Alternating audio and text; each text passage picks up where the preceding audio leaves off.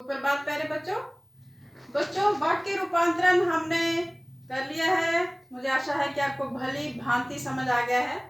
तो आज हम करेंगे वाक्य रूपांतरण से संबंधित पुनरावृत्ति। ठीक है, मैं उससे संबंधित कुछ प्रश्न पूछूंगी आपसे। निम्न संयुक्त वाक्यों को सरल वाक्यों में परिवर्तित कीजिए।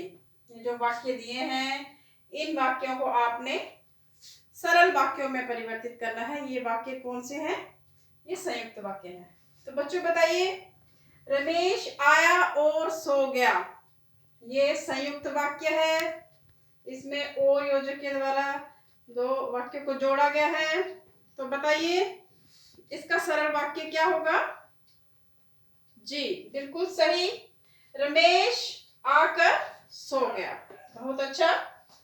वह बाजार गया और उसने फल खरीदे, यह संयुक्त वाक्य है। इसको सरल वाक्य में परिवर्तित करना है।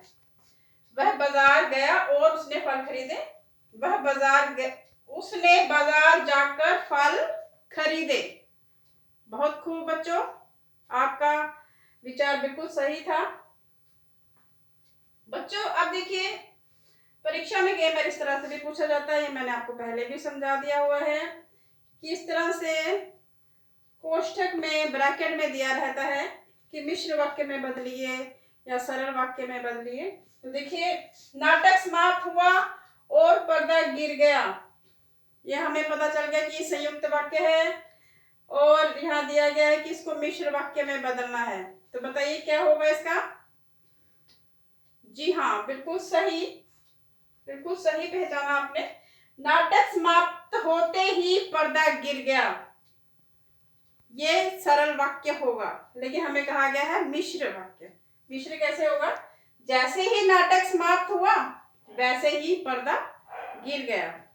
ठीक है, अब ये बच्चों आपका गृह कार्य है। ये वाक्य दिया गया है, सभा समाप्त हुई और सब लोग चले गए। इसको सरल वाक्य में परिवर्तित करना है। सविता आई और मीना चली गई, इस वाक्य को मिश्र वाक्य में परिवर्तित करना है। वर्षा अच्छी होने पर फसल अच्छी होती, इसे मिश्र वाक्य में परिवर्तित करना है।